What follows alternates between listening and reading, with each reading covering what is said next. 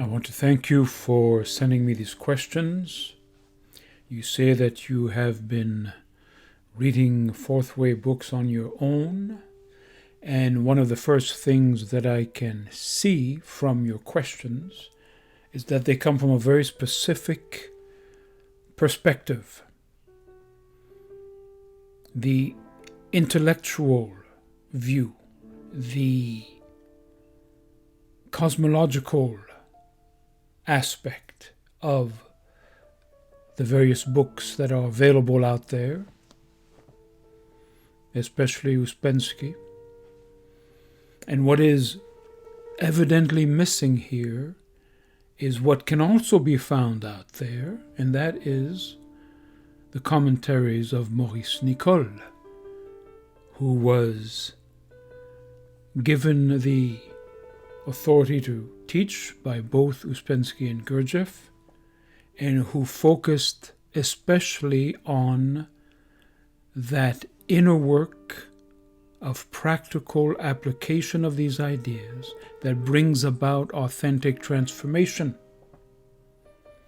where one does enter an expanded state of consciousness, a liberation from old sense of identity to an entirely new vista of understanding, where balance within oneself begins to take place, which is the whole point of man number 4, balanced man, emotional, intellectual, moving instinctive, going beyond the mechanics.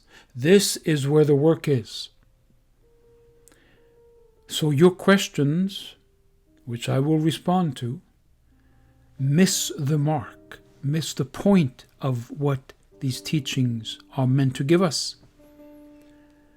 Moreover, the origins of these teachings, which can be found in ancient monastic instructions on the watch of the heart, on the path of theosis, which is the beginning of Gurdjieff's life as well,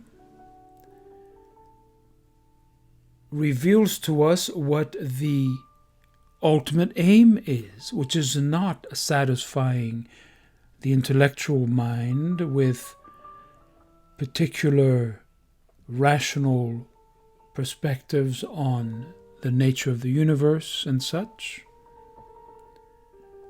nor is it an elitist esoteric group for only a few.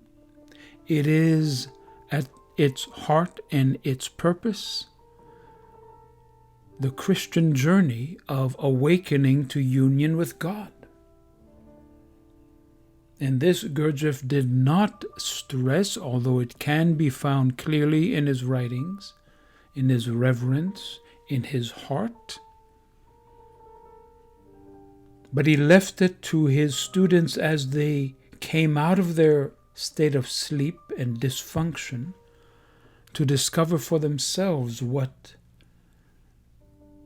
the implications are of the next stage, which unites us with a vaster understanding of the nature of this work, which is metanoia, which is profoundly spiritual, which is God consciousness. All of this is lost in the writings of Uspensky, who reduced it to diagrams and intellectual curiosity, who left Gurdjieff because of this issue of religion, devotion, this emotional side, if you will. And also because the world that Gurdjieff came into from his eastern roots into the West, because of the wars, the revolutions that forced him westward into our civilization, required that he speak in a way that the intelligentsia, mostly atheistic, of Paris and London, Berlin, New York, could understand, was receptive to. But always he pushed towards that which they were not ready for, as he said, to that esoteric Christianity which was the application of these methodologies, of this hesychasm of Mount Athos, which at the end of his life, Ouspensky said, go, abandon the system and find it on Mount Athos.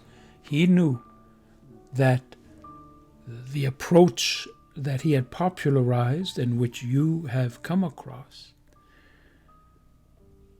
was a dead end.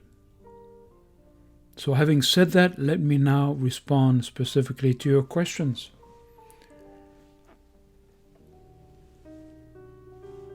You say we are food for the moon.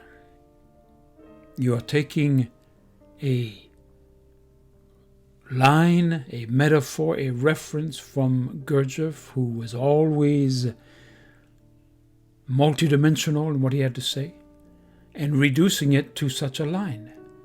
It is not that we are food for the moon. We are children of the universe, meant to participate in what he spoke of, part-log duty, participate in the sorrows of the Creator, in the evolution of the universe. So to simply say we are food for the moon is a misunderstanding. We are food for the moon if we do not awaken. That's what he is saying. And what does that mean?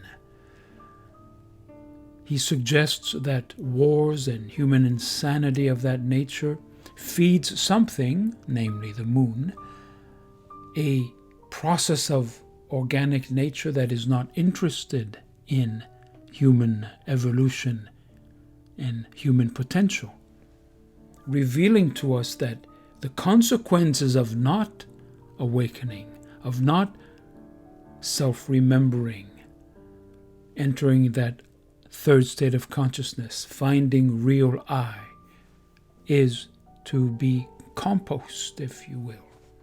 That's harsh, but it sets the stage for the urgency of this inner work to fully exist in the lives we have been given, moment to moment.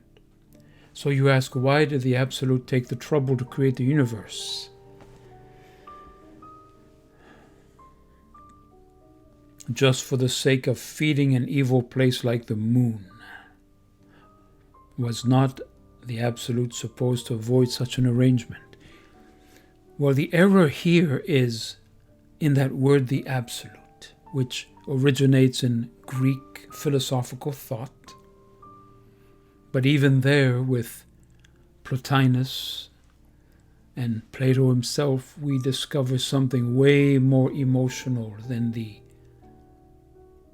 barrenness with which it is expressed in the diagrams of the ray of creation, in the books, in Search of the Miraculous and others. The quote absolute, that is, that vaster part of the universe, that origin, that core, that creative force, in the world, in the tradition, in the nest in which Gurdjieff was born, is also called the Ineffable One, the Uncreated, the One who is. And with that revelation through Yeshua is found compassion, reigns on the just and the unjust. There is no place there for feeding the moon. In fact, we are told the opposite. The light came into the world, and the world did not and the darkness did not overcome it. So you can see that properly realigning what you are reading with the deeper source that it comes from takes away these terribly limited ideas that somehow the Absolute created a universe that is only feeding a dark thing, that is literally the opposite of what Gurdjieff teaches us. And you'll find that in Beelzebub's Tales to his grandson. If you look at my conversation with Luke Beckney, you'll see that the remorse of conscience, this call on our being to awaken to the agape love of the Creator and participate in that blessing on the world, that is what he is calling us to. That's why Gurdjieff quietly helped people everywhere, from children to the local homeless person or prostitute. He was, behind all of his harshness and extravagance and colorfulness and mystery, he was heart, he was goodness, calling us to our essential being. You ask, one lifetime may not be enough to fully awaken, to crystallize a permanent goodness in ourselves. Again, you are finding yourself in the more rigid aspects, formatory they call it, black and white of the fourth way. The fourth way is a transition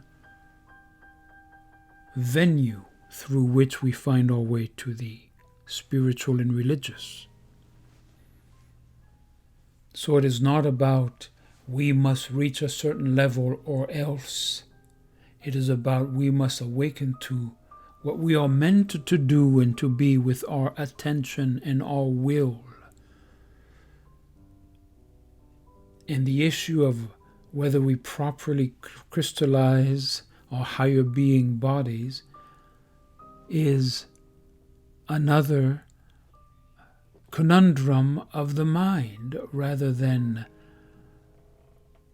way of the heart. Of course, in this lifetime we can find the capacity to be good and compassionate and loving, because we were designed for that image of God, like to become likeness of God.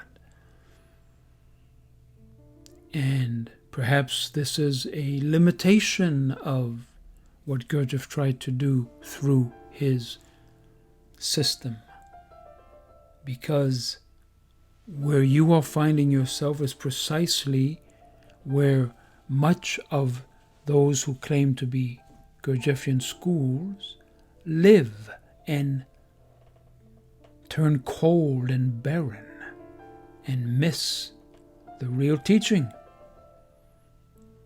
This is made evident in the writings of Fritz Peters, for instance, who grew up around Gurdjieff and saw how the people who claimed to be his key students were strangely lacking in humor and warmth and joie de vivre, which Gurdjieff was full of. So if you put this in a more universal context, with Rumi, with the mindfulness of Buddhism, with the samadhi of Hinduism, you realize that it is about entering the joy of the Master, lightness of being, essence, become as children to enter the kingdom. Nowhere in there is there you must crystallize in a specific way in order to or else.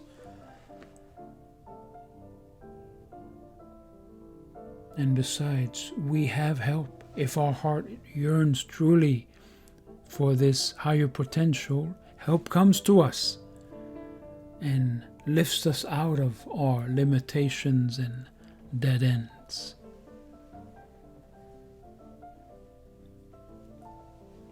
What happens if I die before I fully realize what Gurdjieff asked us to do? Gurdjieff is only asking that which Christ asked. Follow me. Not follow Gurdjieff, follow him. Gurdjieff was helping us recover the path, the practical, transformative path that the fragmented Christian world had lost track of, has lost track of. No Protestantism will give us this kind of potency of becoming. The Catholic Church is lost in its medieval ways. Even Orthodoxy, though it carries the treasures, can fall into ritualism and rigidity. And as Gurdjieff says so clearly, the vessel does not know its own cargo.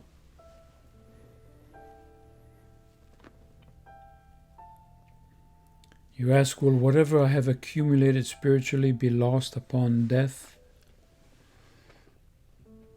You see again that this is so far from how the mystics live in their surrender to love, surrender to the holy, the sacred. So there is more to it than just how much I can accomplish in order to. That humility, so crucial to the heart of the matter, leads us into simply loving, simply giving, simply understanding. And there is no measure here. In fact, it is the measurelessness of our love that is our salvation. Again, we have left this compartmentalized intellect that fails to grasp intuitively what this is really all about. And then you say, so that when we reincarnate, we will not start from scratch. Reincarnation is not in the fourth way. You are presupposing, assuming, and that is fine, but it is apples and oranges. You're using fourth way ideas about having to crystallize, having to accumulate, so that when we reincarnate, which is another tradition, I say to you, simplify it. Enter the present moment. Learn how to be present. Learn how to separate from the inner dysfunction of the psyche. Discover your essential self, your essence, beyond your personality. Make it passive. And then when you have cleansed the cup, as Yeshua says, of the ego requirements and illusions, then in that clarity of being here now, in that simplicity, so many of these questions dissolve before you, are answered, are made clear. So I say to you, begin where the work tells you to begin. Observe yourself objectively. Forget about right crystallization and the absolute. Learn not to express negativity. Begin there. Develop observing eye that objectively sees what is happening. Notice inner considering. Don't allow pride to stay center stage. Discover in that remembering of self, that third state of consciousness, a lightness of being, an expansion, a relaxation that brings you a peace that is liberating and transformative. This is the work that is available to you. You say, he says that if man does not try, he will be lost forever. What do I think about that? Let's put it in another context. We can go through this life distracted, worried, upset, identified with everything, with career and such, and come to the grave having never truly tasted that way of being which Christ and other great teachers called us to discover, the poetry of living, the selflessness of love that limits our experience. And some of the Holy Fathers of Eastern Orthodoxy say that on the other side, the pain that is felt by those who have not discovered or turned to the light in this life, that hellishness is witnessing the love of God and realizing what we have missed. But I say to you, no, I don't believe we are lost forever.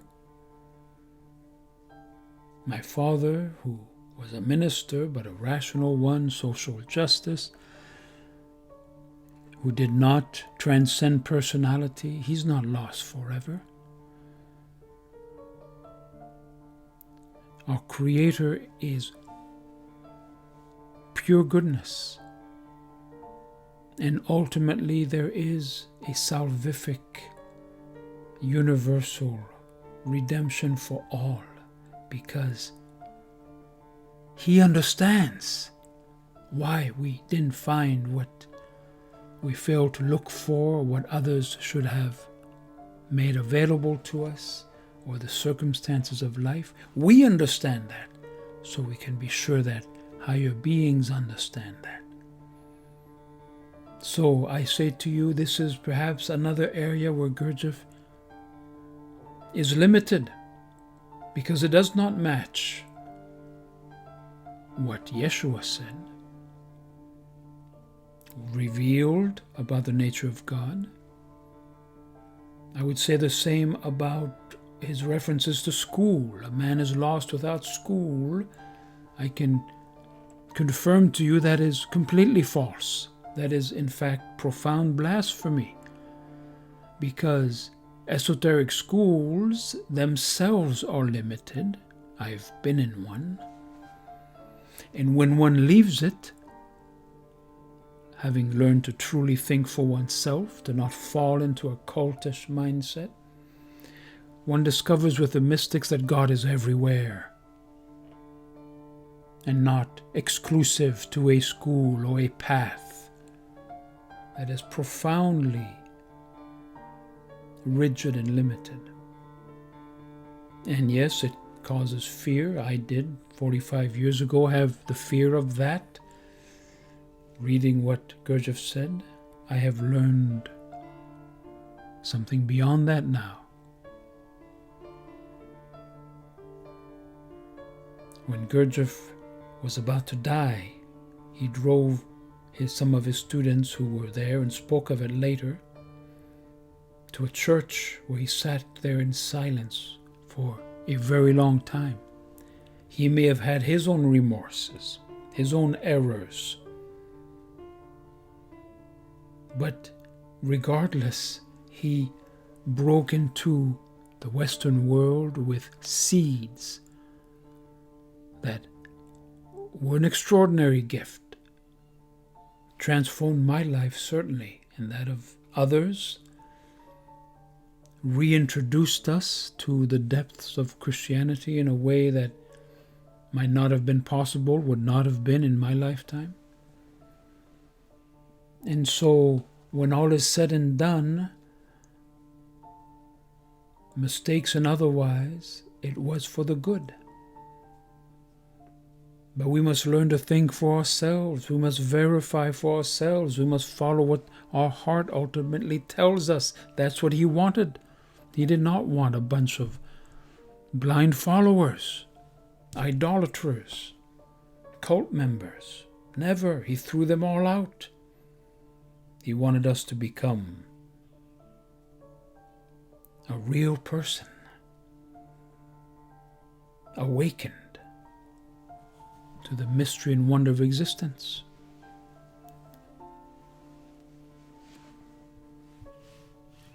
The thing about this is very unfair, so many people who will not meet the fourth way, but they will meet other things.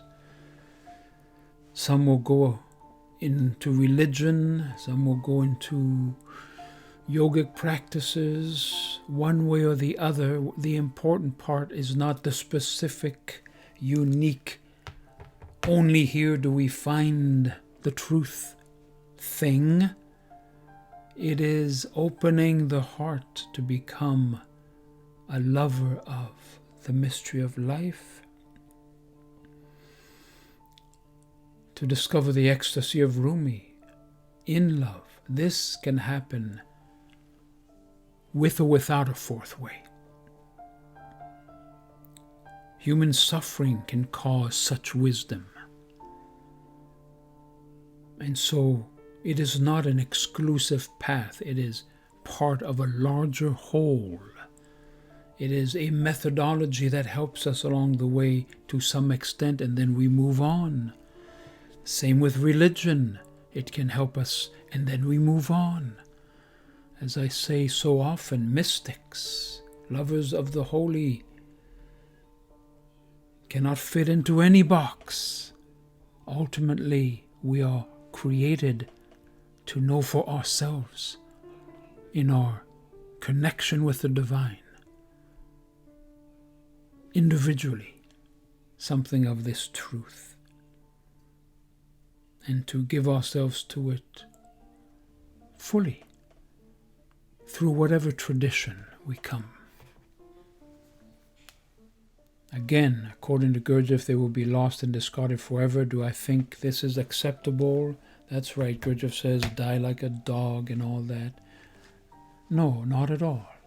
I believe in hope and redemption and second chances and mystery and synchronicity and possibilities for all people. I think it is important to understand that what we can take out of such talk is the urgency that he calls us to.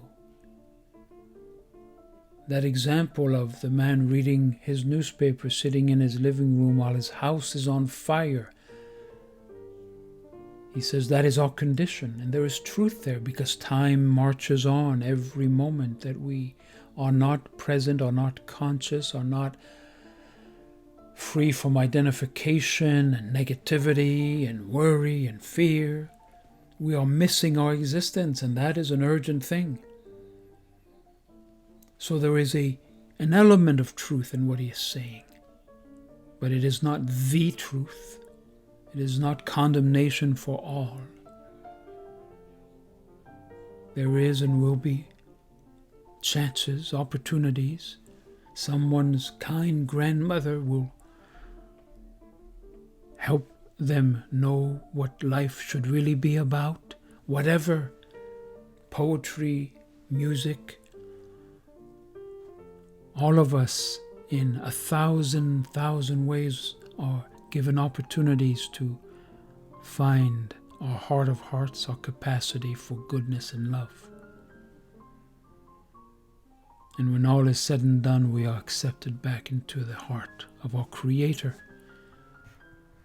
And so Gurdjieff's picture is limited. Yes, he was speaking to students to scare them, to make them move faster and more dramatically. In the same way that he had those strange dinners at the end where he got everybody drunk to quickly melt down their personalities. That was a method for that moment. It is not eternal truth.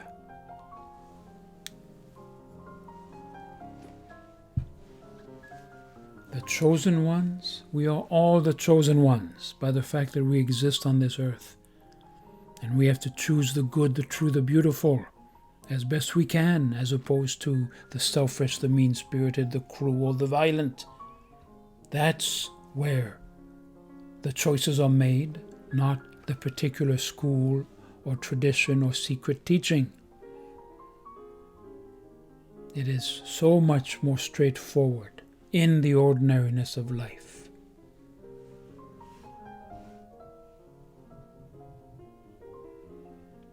You ask, Gurdjieff's fourth way motto lacks an explanation of this question, which is, are they the chosen ones by the Absolute just because they met the fourth way? That is not the God revealed to Gurdjieff or to us. He doesn't choose particular ones. That is predestination. That is John Calvin in Geneva. That is rigid, dark, cruel. The people who speak of being born evil, a misunderstanding of original sin, a misunderstanding of the few over the many. The incarnation was for all, for everyone. And some have more possibilities than others, but they will waste that too. Sometimes the simplest folks find their way to goodness.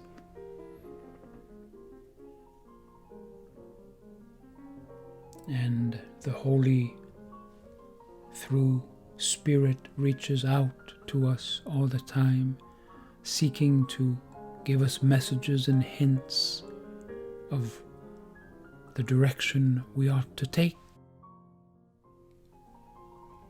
You say, therefore, the Absolute must help those few much more than he used to in the past. Thinking of the magnitude of the universe and the law of seven, I think Absolute does not care about what's going on earth. What are my thoughts on this? In the context of more unavoidable distractions than ever before.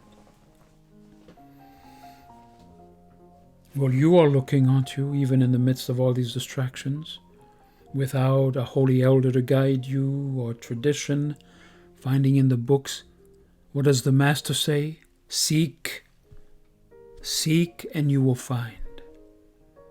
Keep seeking until you find. Don't give up. It doesn't matter the condition of our world today, because the world has always been in a mess. When Attila the Hun was at the gates of Rome, the world was in a mess. When the Nazis marched through Poland or Paris, it was a hopeless, horrible mess. And people gave up on goodness, on God, on everything. So social media hardly weighs in as some supremely dark evil. Yes, there's distraction. There was distraction when television came along. None of that matters. There is still the human soul with the opportunity to seek in their lifetime for meaning, truth, and home. And it's always been the outsider who doesn't fit in to the group, who's not satisfied. It's always been he or she who has suffered, some precisely so they aren't content with not seeking. But ultimately, the possibility is always there. People who choose materialism and secularism and hedonism, narcissism, choose so at their peril, because they miss the purpose and joy of living and the true fulfillment, which cannot come through wealth and all those familiar things, as has been taught in all wisdom teachings.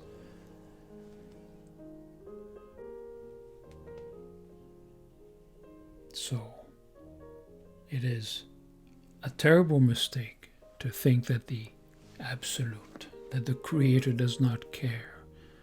You care about something. If you care, don't you think that which is greater than us cares? It may be harder to get to connection in this world, but that is just a creative challenge, an empowering of will to think for oneself and go beyond, a willingness to not go with the culture, and then to find those companions on the way who are going into the light. And they are always there in every century. And they are certainly here now. So I say to you, put aside for a time the abstract theoretical aspects. Focus on being present, on non-identifying, on self-awareness that is separating from the mechanics, on conscious presence, on openness. As you become receptive to the mystery of now, you will receive direct messages that will change your thinking, that will reveal that there is goodness, that there is help, that there is magnificent becoming here and now, in this time, in spite of everything, available to you now. Not in a school of the fourth way, not through a book, not from Gurdjieff, beyond all of that, because that was always a map pointing to your own experience in this life. Available in the moment, in simplicity, in goodness of heart, in attention to what life brings your way right now. Blessings on the journey.